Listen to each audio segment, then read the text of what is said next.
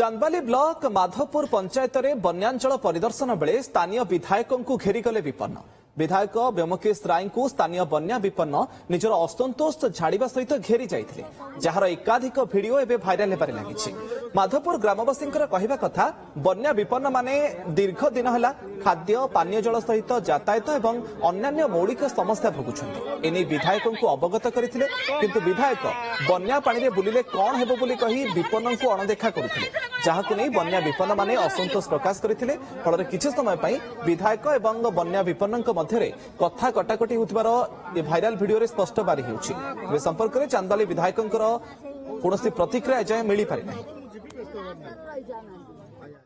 300-400 लोक आम अपेक्षा करूँ विधायक आसिले जे ये आम जो अवस्था अच्छु सी अनुधान करेंगे। आम डाकुलु जे सार आम ये असुविधार अच्छु टे गाँ भीतर को आसतु। गाँव भी माँ मैंने भी उपस्थित थिले।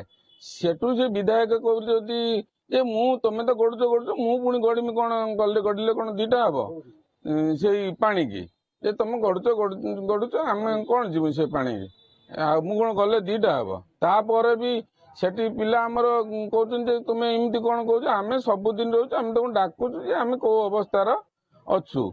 माँ मैंने भी बहुत रिक्वेस्ट कर एत बाट एति बाट देख आम कि अवस्था अच्छे कि सेमती शुणियार सपोर्ट ना। घर पाखक आसिक जदि आम घर माने पुल पाखर पलैबा आम घर आउ केते किलोमीटर 1/2 किलोमीटर भी नहीं 100 मीटर पाखर थिला। मु कहली सब आस सार गाँव टे बुली बालिकी देखिकी जीव एत पाखर आसी फेरी जीव क्या न कष्ट हम सर।